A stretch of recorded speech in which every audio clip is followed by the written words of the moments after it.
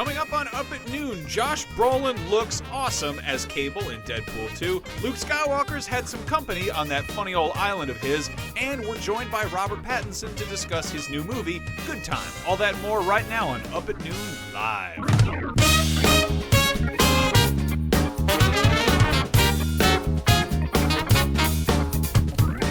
Oh, good Lord! That's a weird way to start the show. What the? Hello and welcome to Thundercats, the 2017 version, starring Mumra. Anyway, welcome to Up at Noon. Who are we? I'm Max Scoville. No, I mean like in Thundercats. I've always liked Snarfer. Okay. Snarf's cousin who has bandoliers. I think I'm Paul. Paul. Yeah. I don't remember that episode. He's like a cat tree.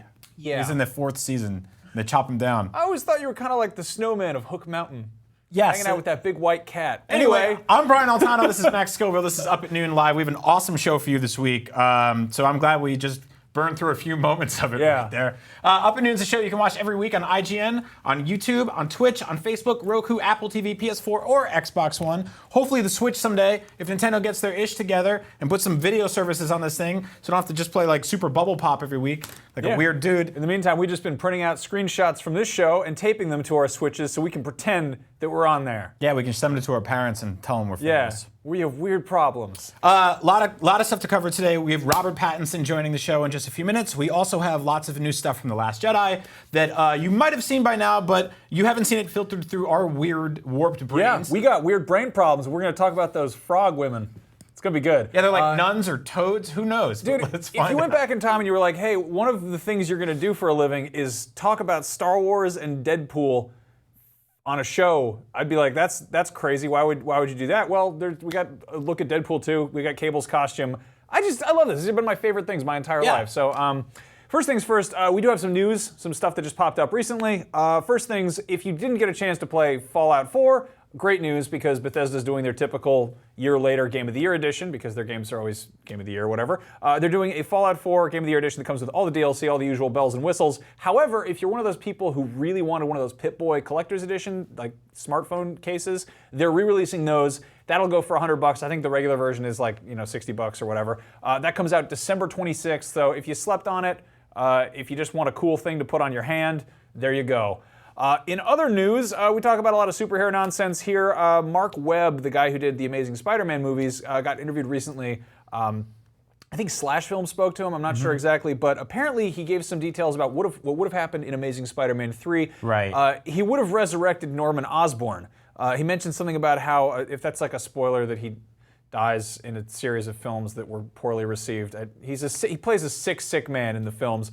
Chris Cooper played him, which seemed like kind of a weird throwaway casting decision, but the plan was apparently to do something that involved like freezing his head and then bringing back Chris Cooper as like the main Norman Osborn Green Goblin and then having him leading the Sinister Six, which would then get their own movie directed by Drew Goddard. So I'm sort of okay that they kind of derailed that whole Spider-Man universe because the idea of like the Green Goblin being the homophobic dad from American Beauty. Right. It's just kind of weird. Like, I don't know. Yeah, Chris and it's Cooper's, also like, that was a simpler time when you could make a Spider-Man and Sinister Six movie. Yeah. Which I don't know if you legally can anymore now because like... Well... You can't make a Spider-Man Sinister Six movie, but it wouldn't surprise me if Sony tried to do that. Just without it, they just had the Sinister Six running around breaking stuff, and there's no one there to stop them. They are working on a Venom movie. We know about that. There are rumors that Riz Ahmed, who you might know as Bodhi Rook, the guy from the Boogly. He was in Rogue One. He was in, or better known for the main character in The Night Of, which was like one of the coolest like 6-part HBO series. Yeah, and he's in Nightcrawler. He's in talks to play someone. Everyone, of course, is like, is he playing Carnage? And it sort of seems like he maybe is not. What's a little bit worrisome is that this movie comes out on October 8th, 2018, and they're shuffling script around and like casting for it. And again, it's a Venom movie with no Spider-Man, so I don't really have the highest hopes for that one. We're going to talk a little bit later about, first of all, Josh Brolin as Cable, because that's a very exciting, fun thing. Also, James Cameron's Avatar, because I like to mess with him. He hates that movie, but it's fun to talk about. Oh, don't worry, the world is on my side on that one. They spend like $1 billion on that film. It's a very popular. That doesn't mean it's good. That's maybe Worthington's law. It doesn't mean anything. Sam Worthington was in Avatar. You're right, Brian. In any case, Josh Brolin was talking to Esquire in an interview, and apparently there's like a weird feud between him and James Cameron. James Cameron originally tried to get Josh Brolin in Avatar or in the Avatar sequels. And I picked the 2 worst images I could find. It actually took a minute. That's both of their exercises. Hey, Dad, I don't want to be in the cat film. I'm pumping iron. We're going treasure hunting later, trying to foreclose on the Goondocks. But he said to Esquire, if I don't want to do Avatar, I'm not going to do Avatar. James Cameron's F-wording, God, good Lord, they jumped the prompter. James Cameron's F-wording, calling me this name and that name, whatever. If James Cameron came to me and said, hey, man, why do you say that, I'd go, because it happened. I don't know who's running the prompter right now, but I think they're just mad at me for talking about Avatar. Anyway, point is, there's a weird feud between the guy who is playing Cable and the guy who directed that movie that had other guy in it that everybody else thought was going to play Cable, Stephen Lang. I like how he described acting. It's like, hey, if I don't want to do that, I don't have to do that. Like, yeah, dude, we know that. That's how that works. Like, you sign on for projects. You don't just do things because you have to. I mean, I just feel like at this point with like James Cameron, he's probably like, hey, do you want like 3 houses? Like, do you want to just make money over like hand over fist for the rest of your life? You know? Yeah. I mean, to be like, it's like if Scrooge McDuck was like, hey, you want to come over to my house and just get a bucket full of gold out of my big my diving board of gold? I mean, I feel like Josh Brolin can get 3 houses in the next 5 years if he sticks with what he's doing. But if he works with James Cameron, he might get 1 house in the next 40. He's one of the few guys who I think can pretty much be like, hey, James Cameron, I'm cool right now. I'm in both the Fox superhero movies and the Disney superhero movies. I mean, he's playing Thanos, so he's going to be like, Avengers Infinity War is going to clean up, so I think he's cool. He's I don't play blue people, I play purple people. Anyway, speaking of funny spacemen and whatnot, one of the big pieces of news of fun, just nerd crap on the internet this week is, of course, the new photos from The Last Jedi, which Entertainment Weekly ran. A whole bunch of details, whole bunch of cool behind-the-scenes stuff. We still, I mean, I feel like we're kind of where we were at with this, with The Last Jedi when we saw the last trailer. I agree. And that behind-the-scenes thing. We're kind of like, we know sort of where the pieces lay on the board. We don't really know how they're going to come together. I actually feel like in this point in the life cycle of the new Star Wars movie, Rogue One was pretty much mapped out. Like, we had seen that entire movie already before we had actually seen that movie, and we knew how it ended. Force Awakens, I think we kind of had pieced together exactly how that movie was going to go. I still feel completely in the dark about this one, aside from like a couple of key moments and a couple of key scenes. There's all these new characters we don't know anything about, and I feel good about this. Which is why I'm hesitant to be like, hey, here's a bunch of new pictures, and then probably a new trailer soon, and then more new pictures, because now we're heading into that cycle part of the life cycle of a movie, where I'm like, don't show me too much. I'm on board. I'm in. You're kind of pulling the parachute, being like, I'm cool on spoilers for the time being. That said, if you're trying to avoid spoilers, I don't know, go take a long whiz or something. We're gonna look at some pictures of Star Wars men. For starters, here's Kylo Ren's new ship. We have a toy of it, apparently. Yeah, I like this ship. It's called the TIE Silencer. It looks, I mean, it looks like a TIE Interceptor crossed with, I don't know, like that Darth Maul ship, the Sith Lord one. It's being described as silent but deadly. Wow, I get it, like farts. Yeah. Anyway, then there's also these guys who are probably also silent but deadly. Also like farts. Those are the Praetorian Guards. These are the dudes who are going to be protecting Snoke. They're pretty much just weird samurai remakes of the Imperial Guards from from Return of the Jedi. Yeah, I kind of dig these dudes. I wish that they had a little bit more going on with their costume shape. Like, the sculpt is really cool. I wish they had just, I don't know, some more paint, some more colors. Yeah. You were saying we saw like leaked photos of the action figures they're making, which are pretty much just one big red hunk of plastic. Yeah. And you were like, it's almost like they didn't give them a lot of colors, so there's less to paint on the toy. And like, I think it's a cool choice though. It looks like something out of like a Rihanna video or something. Well, you got to save money for those the Porg budget. Yeah, those Porgs don't make themselves. Anyway, then there's Canto Bight, which is this sort of like casino planet we've heard about. Down in the corner, there's like little police, kind of like TIE Fighter X-Wing looking speeder bike ships. I really like these because they look like they're kind of like low to the ground. They might feel more like pod racers, I think, when you see people whipping around. We've heard stuff that like this whole planet, it feels very sort of prequel-esque. Like, it's kind of more goofy than the kind of like used future we've seen in like more crappy desert towns. Yeah, we saw a couple of months back, there was those magazine scans of a bunch of characters sort of like dressed up Yeah, like in just nice like business costumes. fancy dinner party crowd. Yeah, and there was that weird little turd monster thing. I have good feelings about that. I think it's going to be fun to look at. We get a closer look at Kelly Marie Tran's character Rose and kind of her relationship with Finn is outlined a bit in the article. But really, the big focus they're kind of going on here is the kind of Rey and Luke dynamic. They talk a bit more about that. The covers that they have out right now are one of Luke and one of Rey. I love this photo because it's like I get the feeling that Luke's just going to be a real pain in the ass in this one. Like he's just going to be like, get off my lawn. It's going to be like, Gran Torino, but with no cars and the Force.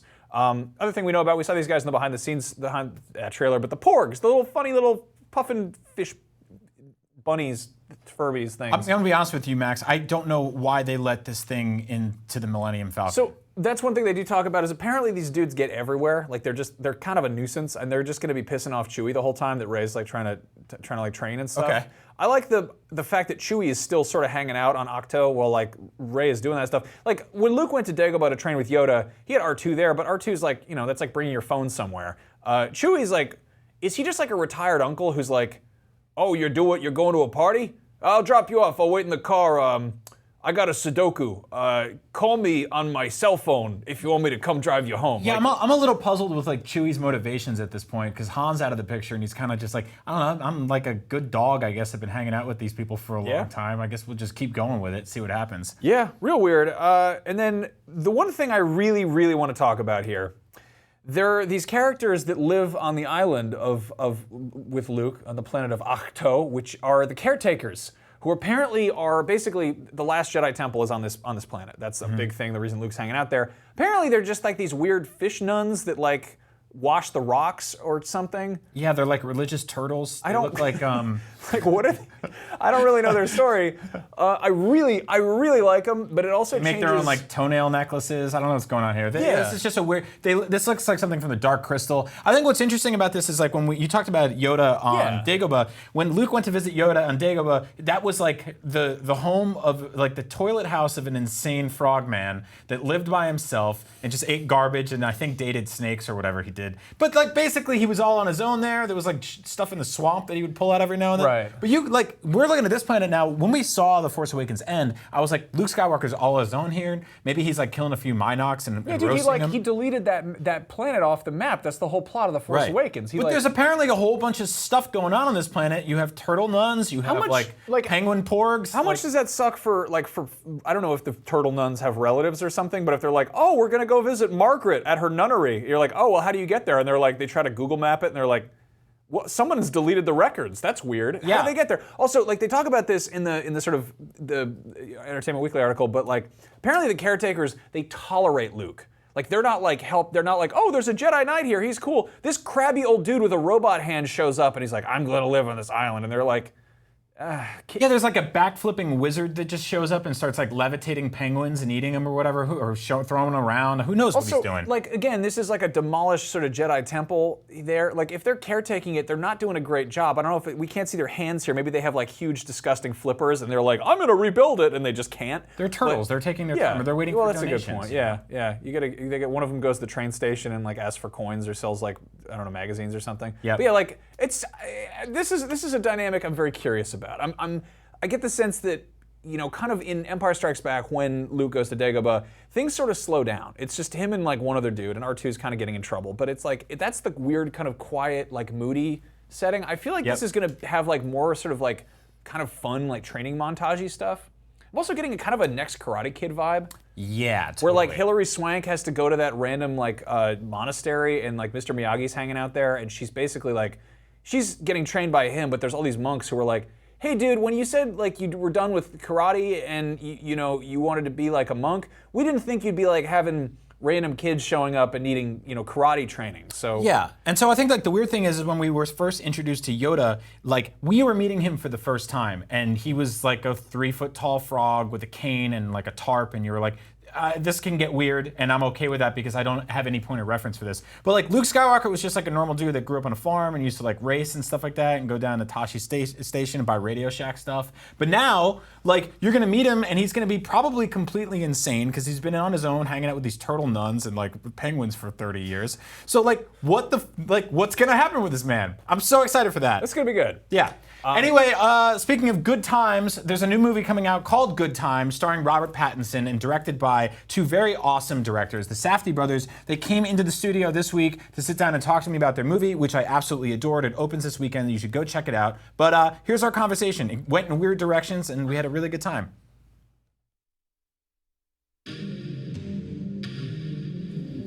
Next. You're incredible. Do you understand? Yeah. I'm serious. You think I could have done that without you standing next to me being strong? Are you feeling this? Are you feeling the currents I'm feeling right now? Yeah, I'm cold. You cold? Yeah. Let's get to Virginia, man. Just keep your head now. Turn around. He's all right. We didn't do it. Whoa! Get back here!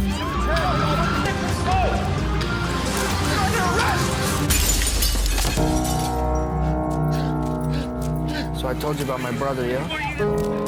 Something happened.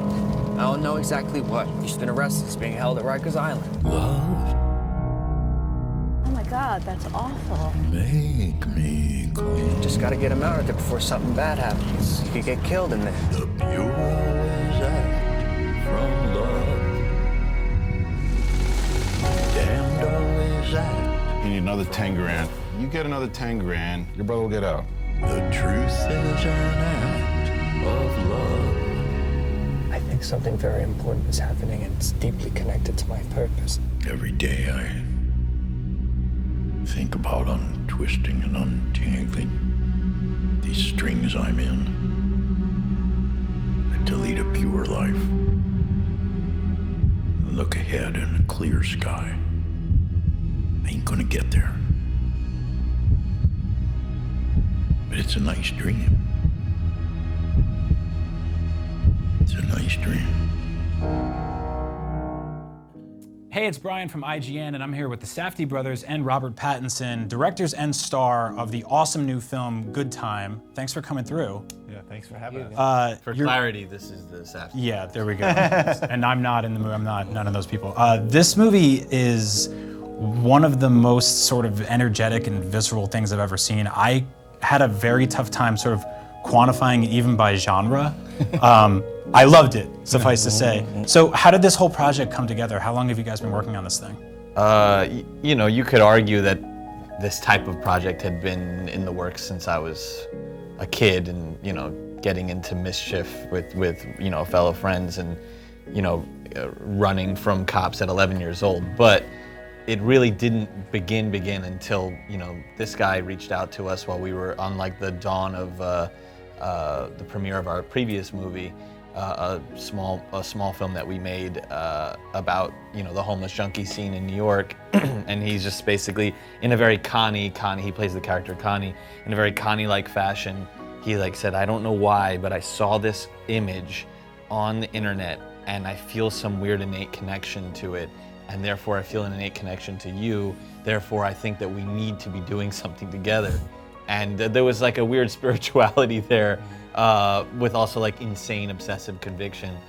And yeah, I was just like, you know, I was reading some books about, you know, about prisoners and ex-cons, and I just downloaded every episode of the show Cops, the greatest American TV show. Right. And so I was very much in that world, and one of the actors in the movie was actually in prison, and he was keeping these journals that I was asking him to keep, and so there was just a lot of stuff floating around, and you know, we wanted to make a piece of pulp. We wanted to make like a genre movie that just kind of was like a shot to the arm, and yeah, he basically sparked the whole process. Nice work. How did you find this character? Because I mean, I grew up in and around New York City. I'm from New Jersey. I went to New York City for school. He is so triumphantly New York. I mean, there's something incredibly New York about this movie, right down to like the crusty South Pole jackets and stuff like that. It just kind of pops out. Fake South Pole. Yeah, really. But I mean, people have been describing your character in this movie as transformative, and to me, it was like it really resonated as somebody. I was like, I grew up around people like this guy. So how do you channel someone like that? I mean, you grew up so far from that world.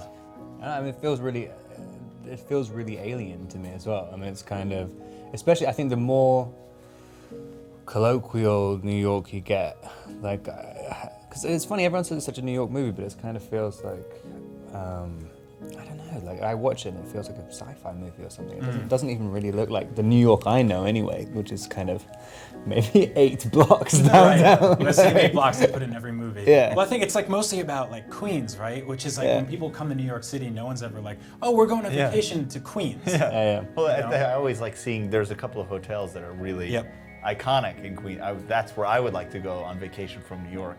You know? Remember I sent you the image of the Paris. Paris hotel off of Grand We're Central. gonna do a night with Nick and Connie there. Yeah, it's like a romantic spot. It's basically a place you get hookers, but it's like themed, romantically themed. So I thought it would be great for the two brothers. It's always good when they add a little romance to that old art. I think what I really liked about this movie, and it's you almost feel guilty about saying this, but you're watching this almost disaster unfold, and it's kind of awesome. Like you're like, I feel bad, but it's sort of quantified. It's like when you're having just the worst fucking day of your life, and you get to that point where you're like, this is so bad it's actually comical. Like I have to laugh at how much worse, like the universe is just shitting on me right now, and I have to laugh at this because if I get upset about this, I lose. Totally. Well, it's funny. It's like one of those side-scrolling games. Yes. You can't go back. You know, you're constantly moving forward. And it's like, oh, fuck, you try and go back against the screen and you're done, you know? That's such a good, I was actually describing it sort of as like a Rube Goldberg machine.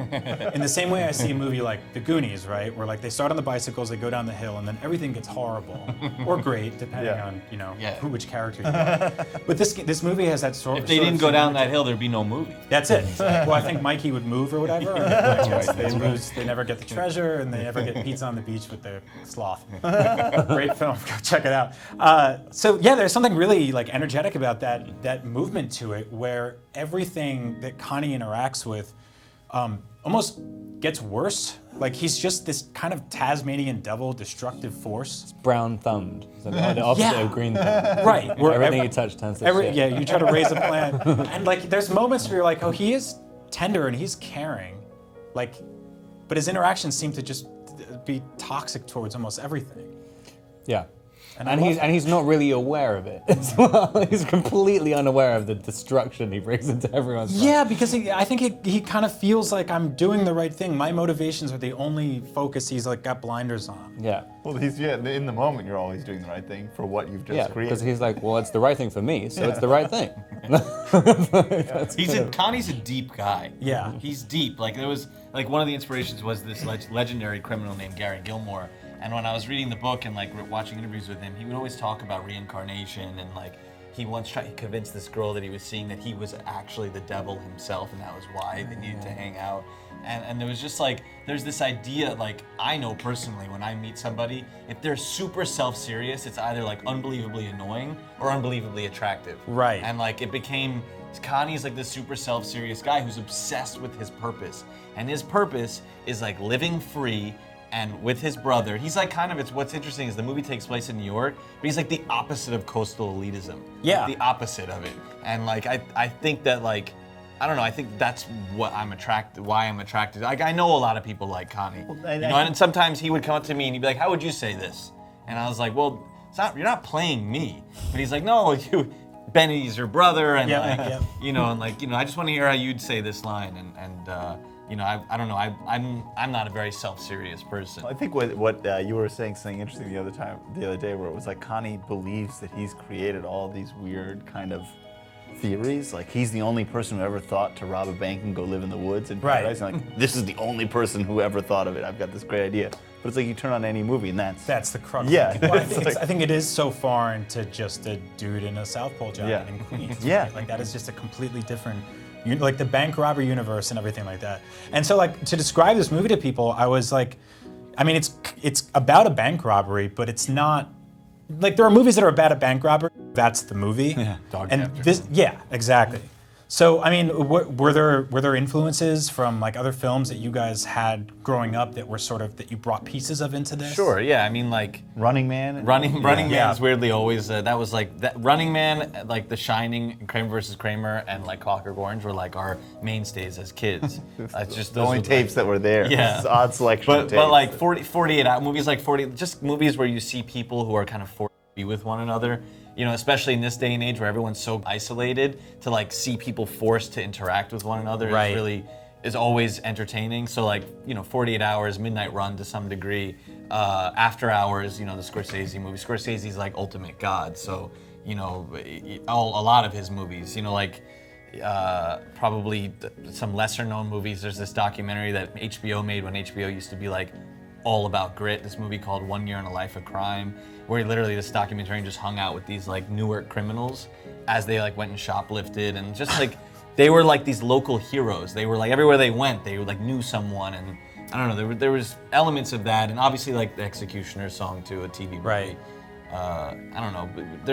We pull from real life just as much as movies. But it comes like kind of this mush of just stuff. There's not like one thing that's referential in the movie. Sure. Because it just becomes a part of the vocabulary. You know, you're like, oh yeah, that's in there, and you don't even realize that you're kind of pulling on certain things. Our production designer would always mention, he would always pull from GTA.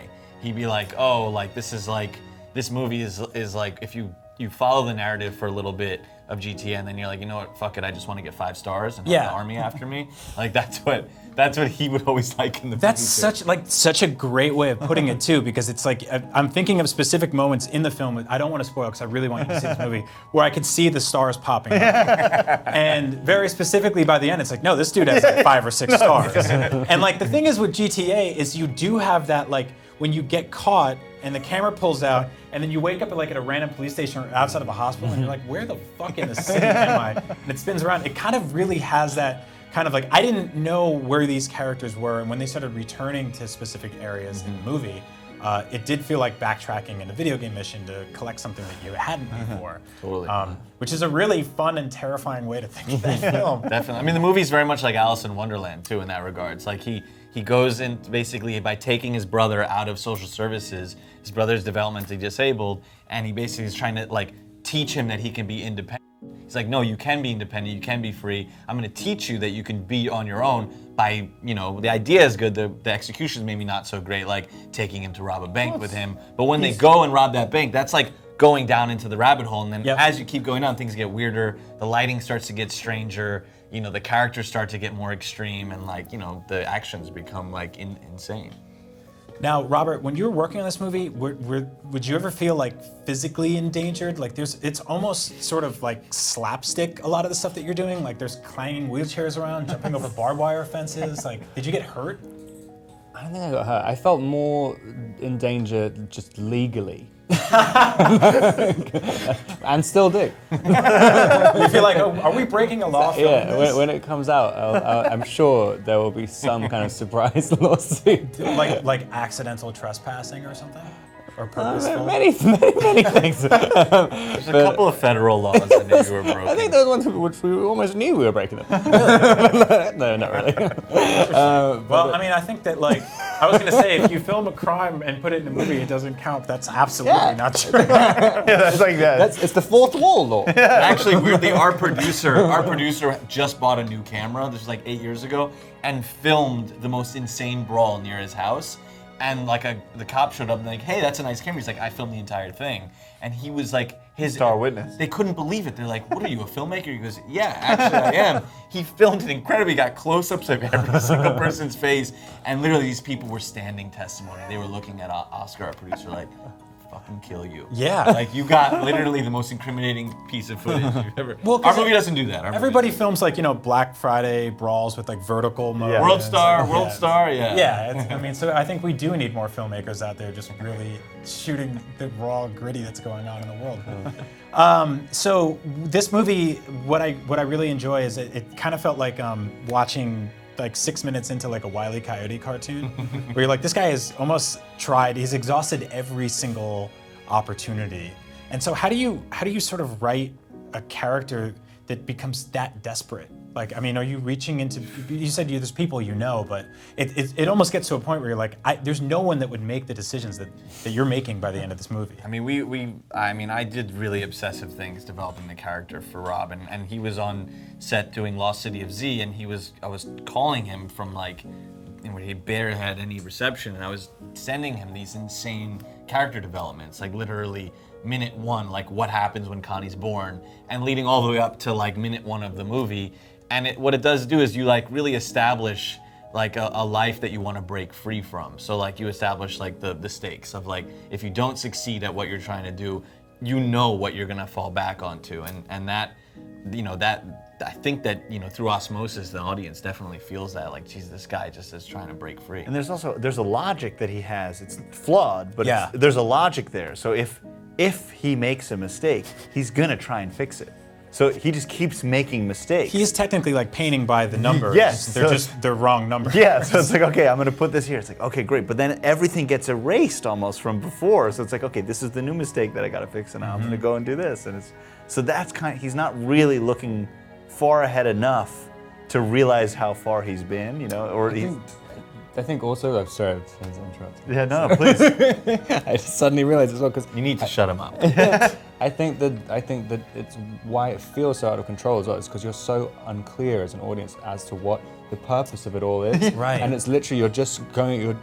The accelerator is just stuck, and there's a kind of vague mention of Virginia and blah, but literally, like, you've hit a dead end within 30 seconds of the movie, or within 4 minutes. It's like oh, well, there's nowhere left to go, and then you're suddenly being, they have almost a reverse drive. Like you're just stuck on the front of a train, and you have no idea where it's taking you. But there's that notion of like sunken cost fallacy, right? Which is like someone who put like 5 years into a law degree and be like, I got to do 2 more, and it's like, or you could stop, and then gain you only lose 5 instead of 7. Way. There was a guy. We did this walking tour with this character who we met. We hung out with my friends up in Yonkers, and then in that hangout session, we had found out that there was this guy who was very similar to Connie, and we ended up doing this walking tour, the 3 of us, with my friend Brian, where we basically retraced the steps of his recently deceased brother's, like, kind of weird, completely unsolved, unknown crime, where he like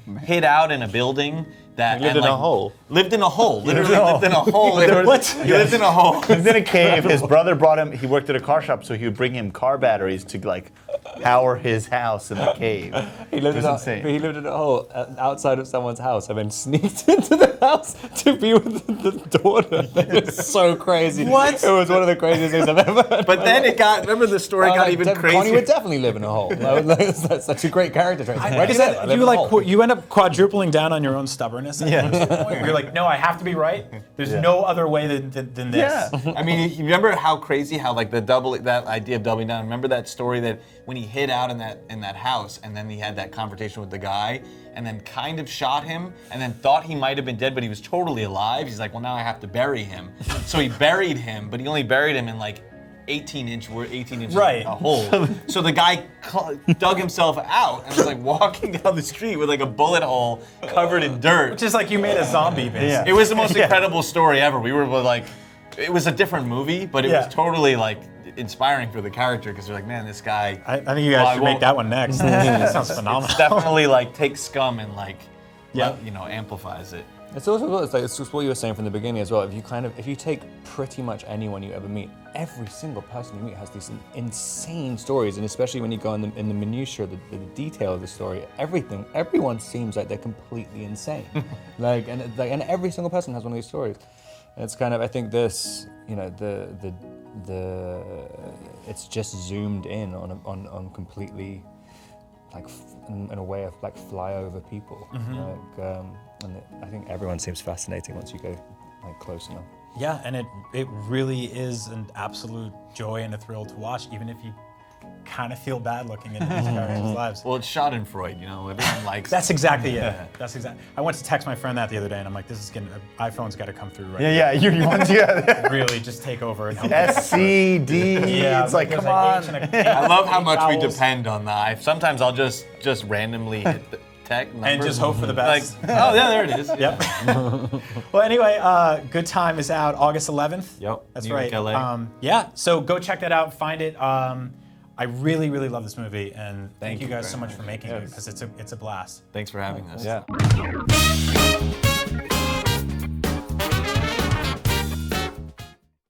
Hey, and we're back. Yeah. So let's take a minute to talk about this real quick. I was in the chat there for a second. A lot of people were like, "This movie isn't for us. I don't like it." Just try new things. There was a point in time where there was a movie called Drive that was like kind of being pushed around the same sort of way. Yeah. Made by a weird Swedish dude, starring Ryan Gosling, who's in a bunch of chick flicks. People were like, "I don't know about this," and then it's like Hotline Miami the movie. So obviously that you talk to them for a minute, but Yeah, I think it's like that's like, to be completely blunt, it's like one of the more difficult parts of our job is kind of, and we have a massive audience here at IGN, which I will never stop appreciating, but sort of convincing the average sort of movie watcher or gamer that there's kind of something outside of that like AAA bubble of things. Yeah. And that applies to indie games, which kind of get a bad rap sometimes, and smaller films, which, I think it's easy for people to ignore. But I don't know. Like I'm going to champion stuff like that until I'm dead. Yeah, it's also, worth noting, like, that's being put out by A24, which is a studio that's doing some really cool, weird indie stuff. Yeah.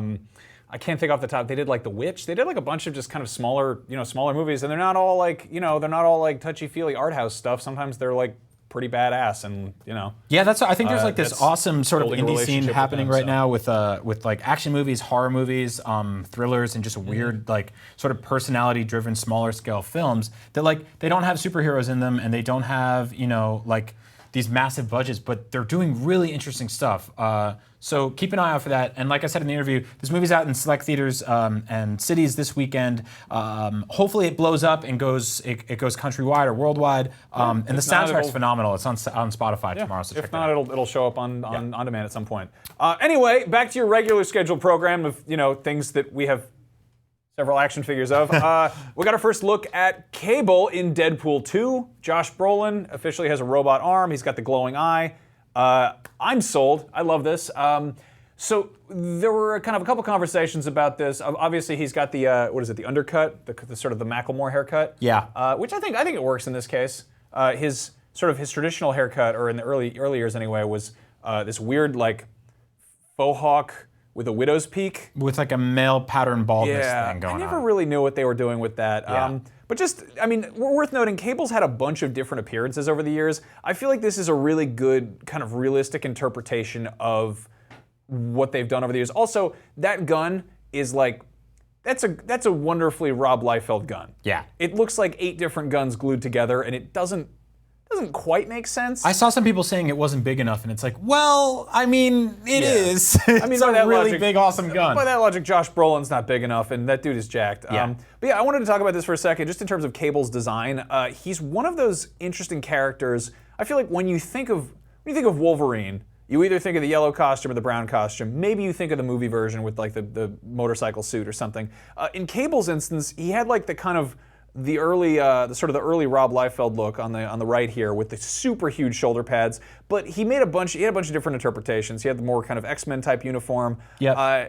And I feel like doing the fully colored thing doesn't quite work, but doing the kind of tactical John Connor with the Terminator implants. Yeah, I think they found a smart way to sort of solve for like his suspender strap looking things. Like you are missing his big kind of football pad on the left. He's still got like padding, and he's got bandoliers, and he's got pouches, lots of pouches. I still don't know the story with the teddy bear there. I think he fits into this universe perfectly. Yeah. So I wanted to just kind of take a look at some of the images. Worth noting, like I said, Cable does kind of his design changes a lot, and I get the sense that they're pulling very heavily from Cable and Deadpool, obviously, because this is a movie with Deadpool and Cable in it. I just want to say I absolutely adore like the coloring on the left there. Like that is my era of comics right there, man. Like it was just so bright and fun. Yeah, I love that it. is the first issue of X-Force. Rob Liefeld, who drew just the most incredible shoulders, and then just kind of would give up by the time he got to the feet. Yep. On the right there, that's from Cable and Deadpool. I think that's Patrick Zurcher who did the pencils on that one.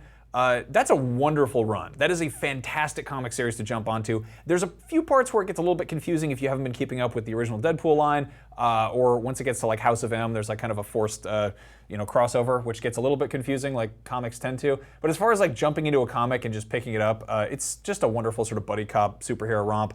But yeah, like I'm stoked with how Josh Brolin looks. I think they nailed it. I think it feels grounded in what they've created with Deadpool, and I think the costumes in that are just miles beyond what they're doing in some of the other corners of the X universe. I completely agree. I think I had a moment at first where I was like, that's not my Cable. Like, I want the really big, goofy, over-the-top one. The cool thing about this franchise is I feel like we'll get there. Like, I think we're starting out with this version, right? But I think at some point they'll make a reference to that. Like, totally. These movies are being made by people who adore the source material. That's so important to point out because I think like you see other stuff. I'll be completely frank. Like, I don't think a lot of the X-Men movies are really made by hardcore X-Men fans anymore. I think they do a thing where they'll find a role that needs filling, and then they'll kind of like scrounge around for a character that can fill that role, and maybe the powers don't really line up. Worth noting, in Deadpool, the first one, Negasonic Teenage Warhead, her powers are entirely different. They kind of did the same thing there, but I feel like they got the kind of general like attitude of the character pretty right. Right. Like I mean, like also, they got Jubilee's costume right in the last X-Men movie, but they didn't do anything with that character. So I mean, if they had gotten Cable's costume right in this movie, but he was only in the movie for 4 seconds, then who cares? Yeah, I'm glad that they're actually taking their time. Another character we got to look at is Domino, who's kind of the ongoing. Sometimes Cable love interest, sometimes Colossus love interest. She gets around, but I love this fireplace theme they've been going with, by the way. Yeah, where it's like, oh, she kicked his ass and now she's using him as a rug. It was like a reference to the promotional shot for the last movie when we first saw Deadpool's costume. Exactly, which was fantastic. This is Zazie Beetz, who's on the show Atlanta. I like that they're going with kind of like a sort of Foxy Brown, like blaxploitation Domino, which is a change of pace, obviously, from the albino with a spot on one eye, like the dog from the Little Rascals. But yeah, she's had a bunch of different costumes. More recently, they've kind of settled on this sort of Trinity from the Matrix with, tactical implements vibe, a little bit different from the, whatever the hell that thing is that Liefeld was always doing. Pouches. No. In addition to pouches, there's also like the weird, like the football helmet that lets your hair come out of it. Oh yeah, we don't have a name for that, do we? Like Shatterstar had one of those too. Gambit has one. Yeah. Yeah, it's like a boxing. What is? Yeah. It's like a sparring I guess mask. it's like a kickboxing thing. Yeah, like lets your head breathe. Sparring mask. But yeah, that one. I'm looking forward to this. It's being directed by one of the guys who worked on John Wick and then did Atomic Blonde. So if you want to get a feel for what Deadpool 2 might have going on for it, go check that out. In other kind of related sort of Deadpool news, this is just huge. What are you doing? I'm not doing it. They put it on my We're trying to make Brian into Domino. Can we give me like? If you ever hear just like distant, haunting laughter, that's Alexio in the studio, who's the guy who's always just making things float around there. Yeah, they gave us like a $4 fake ghost budget this week, so we just burned through it. Yeah. Anyway, one of my favorite books ever is Neuromancer. I really love all of William Gibson's books. He pretty much invented cyberpunk.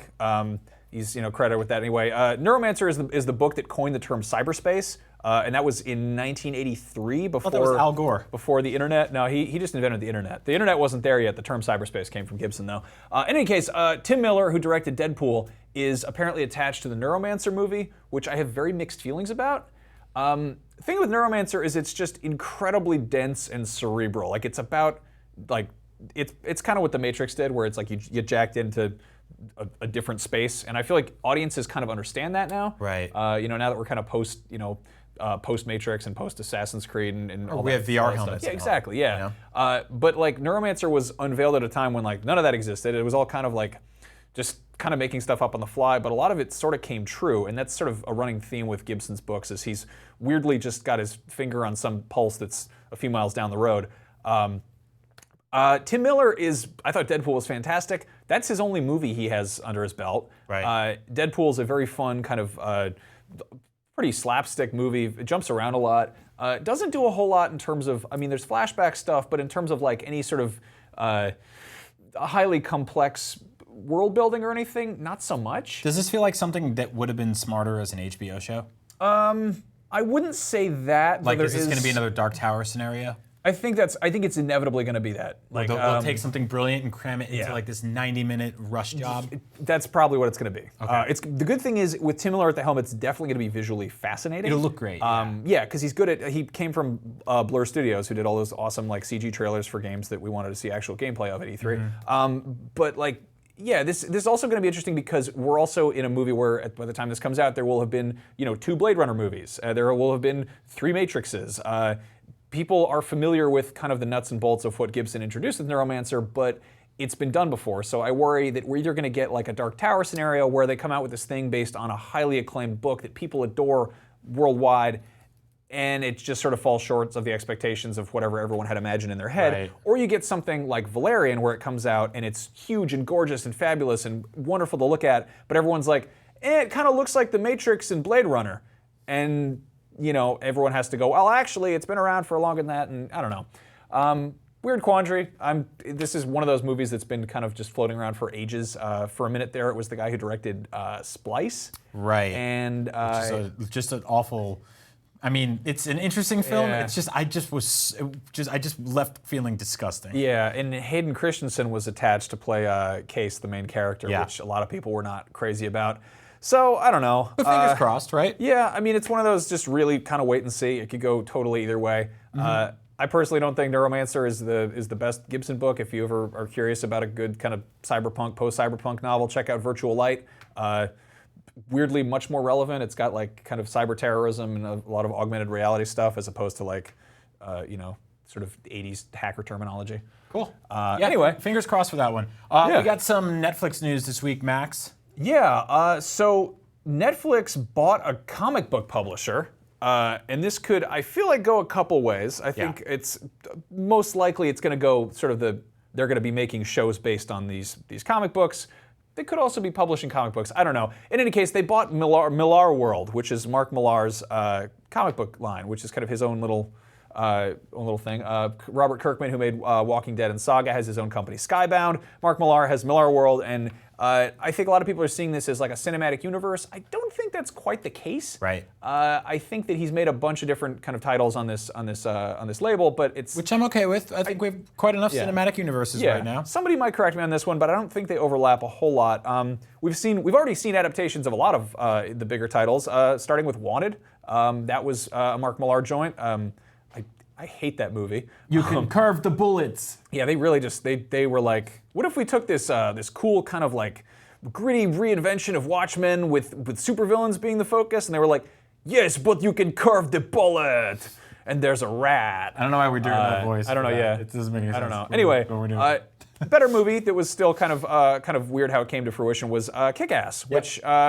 Weirdly enough, Mark Millar hadn't finished the comic when the movie got announced.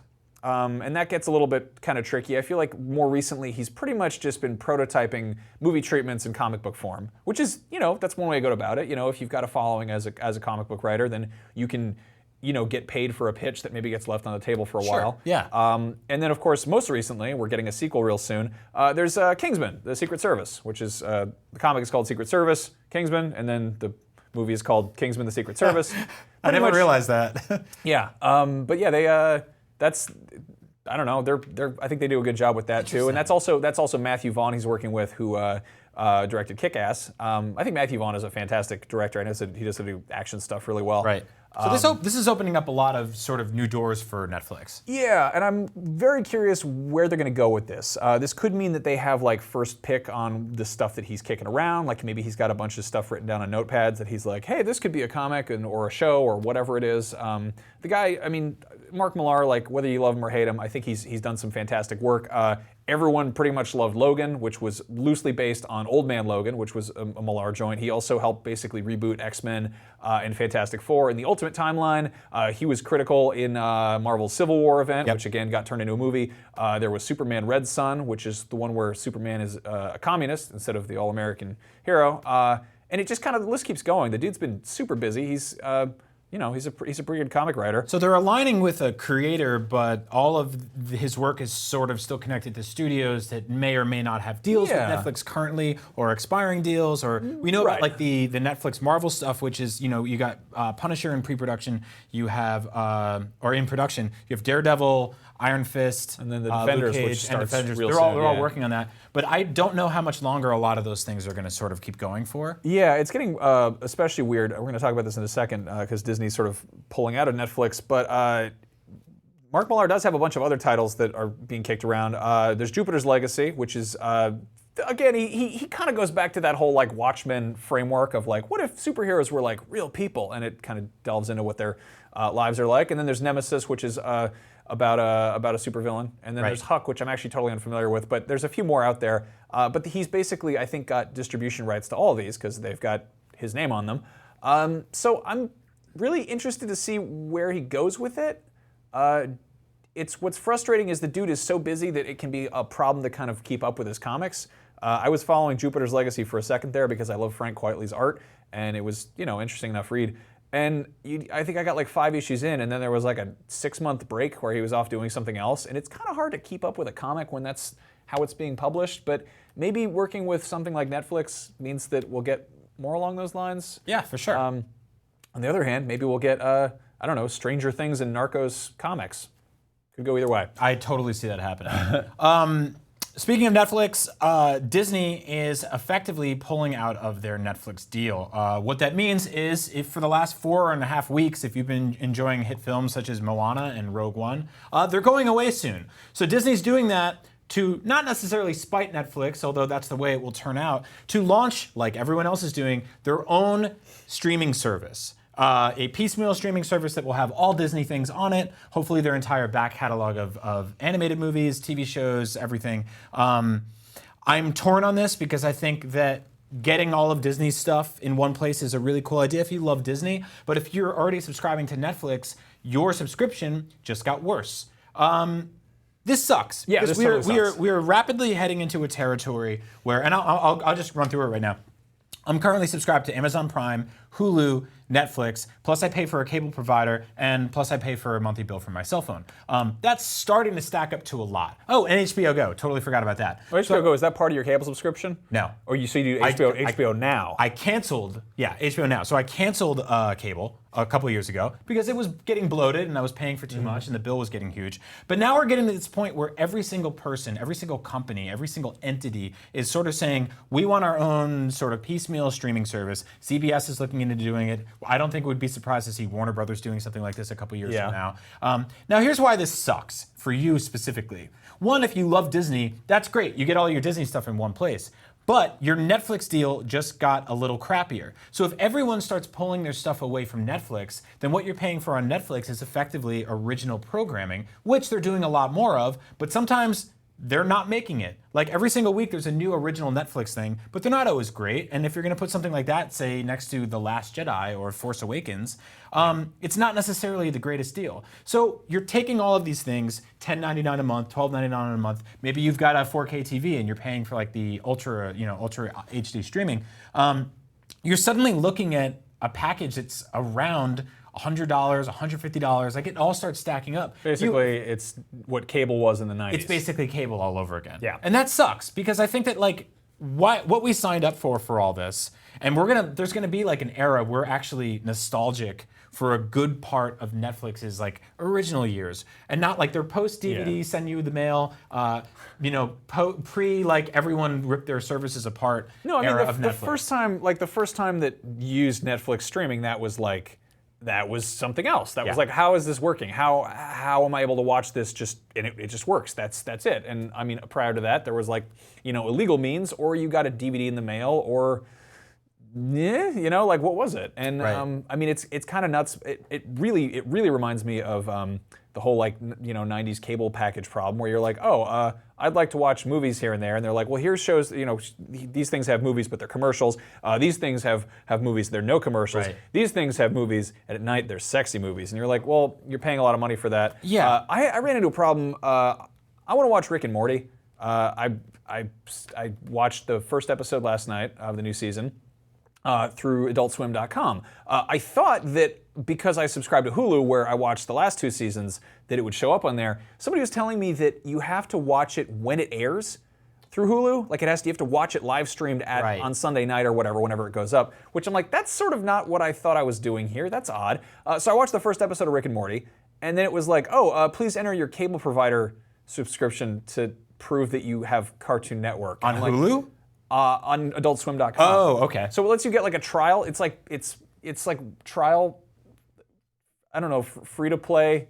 One episode. Well, like it's such a pain in the ass, right? And I have the same thing happen with movies and TV shows where I'm like, I want to watch a movie. Okay, cool. So I'll go to like canistreamit.com, which is an awesome website that sort of like breaks down exactly where something exists. So I'm like, I want to watch Rogue One or something like that. And it's like, okay, you can buy it on Apple TV, you can buy it on Amazon, you can rent it on either of those things. It's also free on Netflix, but that's going away. Or sometimes it's nowhere. Right? It just doesn't exist. And so like when you piecemeal this stuff and you sort of segregate content from people, they're all going to funnel into the same place, the Pirate Bay. Yeah. And that's what sucks. Because it's like they're asking for just a couple more bucks a month, but if everyone just kind of worked in synchronicity, the consumer would be in a better place. And instead, they're not going to get that money because they're making it difficult to access this content. Every now and then I'll want to watch a show and I'll see it on Amazon Prime, but you need a Star subscription to do that. But you can get a 7-day free Star subscription. So if you do that, you marathon through everything you can in 7 days and then call them up on the last day or send them an email and be like, I don't want this anymore. And then like a year later, you can be like, wearing a mustache and be like, I'm a different man. I'm ready to watch the new season. Like this sucks. Yeah. It just sucks. So conversely, just so we're not completely crapping on it, let's imagine that Disney does put out a streaming thing, and it's, I don't know, $5-10 a month, whatever. The thing is they've got the audience for it. There's no worries there. Now let's imagine that they were like, here's the MCU, all of it. Here's all of the Marvel movies that have had a Disney logo attached to them. And then, oh, by the way, here's every single Disney movie that we're willing to like put out there. All the animated classics, all your favorites from a kid. And then they're like, oh, hey, Darkwing Duck, DuckTales, Gargoyles, all these like TV shows and stuff you grew up with. And then you're like, hey, I'm a weird dad. I want to watch one of those movies where Kurt Russell's 15, one of those like Disney TV movies from the 70s. They got that too. And then they're like, oh, we've also got nature programming. Yeah. And then, I mean, if they make something that is robust enough, they absolutely can stand on their own. Yeah. The big question is, what about stuff that they partnered with Netflix for Marvel shows? Yeah. So what happens to those? What happens with all that kind of stuff? So I don't know. I mean, we could yell about this stuff until we're blue in the face. The reality is, you know, post cable things have changed, and we just got to roll with it. So let's make the best of it. One place you can't watch Netflix, so this isn't even a problem, is on your Nintendo Switch. I absolutely adore this funny, weird, clever little system. There are so many different games on it. There's so many different sort of like weird configurations. I actually had like a dad on a plane tap my shoulder and be like, what is that? Why'd you rip parts of your toy off? Yeah, because he saw me holding it, and then he saw me put it in kickstand mode, and then put the controllers into the like all this kind of stuff. So we're all finding out that there's different ways to play games on the Nintendo Switch constantly. There's all these indie games are getting ported here all the time. We just got a game called Severed. We found out something in the office recently, and just sort of put our heads together on this one. But Severed is a touchscreen game. It is a touchscreen only game. Maybe you play it on your phone or your Vita or even your Wii U. But on the Nintendo Switch, you can only play it in handheld mode. If you try to plug it into your TV, it doesn't work because, you know, all the combat is swipe-based, as you can see right here. Severed is actually one of several games on the Nintendo Switch that you can only play in handheld mode. If you plug these into your TV, they straight up will not work. Severed is a really cool game. It's from Drinkbox Studios, the creators of Guacamelee. Not exactly, I don't think it reaches the heights of Guacamelee. Here's a very old trailer, obviously, for the Wii U version. Remember when we used to play games on that thing? When you played it on the Wii U, you controlled everything through the screen, but would it still show up on your TV? I believe so, yeah. Okay. So kind of different story. So in a weird way, this is almost like a step backwards for the Switch version. Yeah. Now, the cool thing is the Nintendo Switch is a handheld, so we did know for a while that we would be seeing games like this. But the problem with Severed is that it's not really screaming in your face on the eShop that this is the case. Some other games are, though, so just look out for that. But I thought we'd go through a quick list. So starting with Severed, that's a game you absolutely cannot play on your TV. There's also a game called Voez, or Voz. I'm not sure how to say it. It's Japanese. It's a rhythm game. It's a port of an iOS game. And it's all touch-based, right? It's sort of like these falling shapes, and you have to hit them in synchronicity with the music and make all of these people who work in this cool guitar shop happy, I think. That's a bakery. And there's a lot going on here. So anyway, there's all this music you can download. There's like free DLC. It's $25. It's a cool package. Again, will not work on your TV. So that's just like a very interesting thing that this is happening now. I don't know if we'll start seeing docked-only games, but here's some example of gameplay for 2’s. It's really like simplistic and interesting looking, but it's the kind of thing where you plug in headphones, you probably get pretty lost into it. Another one is a game called Plantera, which has nothing to do with the band. I thought it did for a moment. But this is a really, really weird game. It's kind of one of those like passive games that goes on when you're not playing it. There's all these like kind of cookie clicker style games happening now, and of course because the Nintendo Switch has a lot of mobile DNA in it, people are porting stuff to it. So you get these weird chunky horses and oversized cows. I don't like these sick animals. And you click on these trees and all these other things, and you build out this forest that drops loot, and it keeps growing and growing and growing. There's really no end to this game. It's just sort of one of those sort of like kind of growing simulators.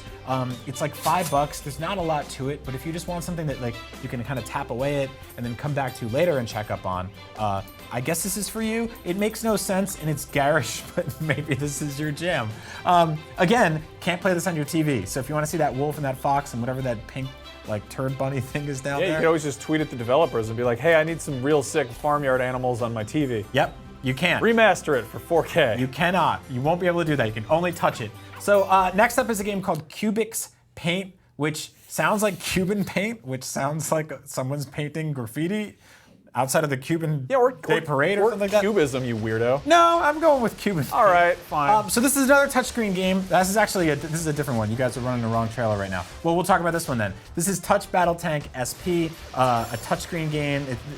It's only available in Japan right now. So you kind of like drag and touch your tank, put them on different movements here, and take out enemies. So pretty simplistic arcade game based on the old game Tanks. Again, can't play it on your TV. Your Nintendo Switch will not let you. Was this a Wii U or a mobile port? I'm not sure about this. Or just like one, a new actually. game from the It ground feels up? like it. There's a lot of like just very quirky little games like this happening right now. But yeah, it's got multiplayer stuff, which is cool, but I guess you need a bunch of touchscreens for that one too. Yeah, well, luckily it's 2017 and we all have a bunch of touchscreens. Yeah, and I don't know if we have a trailer for Cubics Paint, but yeah, it's about what you think it is. It's a sort of like this block-based game. You chip away, unlock these like little weird cubist paintings or characters. Here they are, and then you can paint them and then drop them in weird places, like this bench or this forest. Huh. That's great. But again, can't play it on your TV. And you can type that word like sculpted. Sculpt. So yeah, that's 5 games for the Nintendo Switch that you cannot play on your TV. You can only play them in handheld mode. There it is. Yeah, if you think this is a deal breaker for the Nintendo Switch and proof that it is a weak system, sound off in the comments below. Or, you know, if you enjoy Nintendo Switch because it's a fun system that has lots of games, then there it is. Carry on as you were. Max, we have like a minute left. We have a minute left. Guys, time for Avatalk. Let's talk about Avatalk. I see you. Anyway, Avatalk is the show that we do sometimes whenever I want to piss off Brian because we're going to talk about Avatar, James Cameron's Avatar. James Cameron announced recently that the 2 main villains from the film will be returning for all 4 sequels. Can you name them with a gun to your head? No, you can't. No, No one can. I can't. Nobody One of can. them, the guy on the right, on the left is Stephen Lang. That guy on the right, he's not even in the movie. You don't even remember. The one on the right, he's like Corporal Wainwright or something. You made that up. I didn't make that up. Anyway, the point is that James Cameron, who has still not shown us the movie in any, he hasn't shown us like a screenshot of it. He's like, hey, so I'm making 4 Avatar sequels.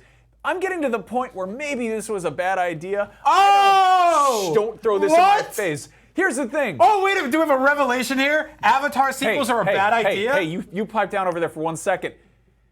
I don't want to spoil Avatar, the biggest film of 2009, which was 8 years ago or something. But these guys die. These bad guys who are just regular men, they die. They get killed by a rhinoceros and giant arrows. Or anything you made up because you don't remember, because no one remembers anything from those movies. I had to Google it. Anyway, I love Avatar, and I would like to see more Avatar films, and I'd like to see them. I don't want to just hear weird revelations. Also, if you're making 4 sequels to something that are also, by the way, also supposed to be like standalone things, this gets weirder and weirder. James Cameron's like, these guys are going to be coming back from the dead. Yeah. And I'm guessing they're going to put them in, Na'vi bodies or something, and there's going to be like evil Na'vi or something. But it kind of defeats the purpose of having 1 sequel if you know who's going to be coming back for the other 3. So maybe be like, hey, these 2 guys are back for the second one. You'll have to tune in to find out how and what happens after that. But instead he's like, no, they're back for all 4 sequels. So great. James Cameron's Avatar coming to theaters near you in 2027 or whenever the hell he delayed it to this time. Yeah, and I like that weird film with the fish on the land. Shut up! A new ringtone is coming to my phone. It's Max saying Avatar 2 is a bad idea. And I'm gonna play it very loudly for the entire IGN office. Well, I'm replacing mine with the Crazy Frog, all right? What? Anyway. What Crazy Frog? You know, Axel F, the Crazy Frog. What the hell are you talking about? It's a ringtone from That's 2001. Up and New. Thank you so much for watching whatever we did here today. We had a really good time, and I hope they never make those films with the blue cats. We talked about Cable, the X-Men, You don't have Cable, to do the this. TV, Stop and it. the guy who almost Don't- played Cable in Avatar. Yes, thank you to Cord Robert cutters, Pattinson first and choice. everyone else that made this episode possible. I don't know how they keep letting us do it. Like Avatar. Thanks for watching.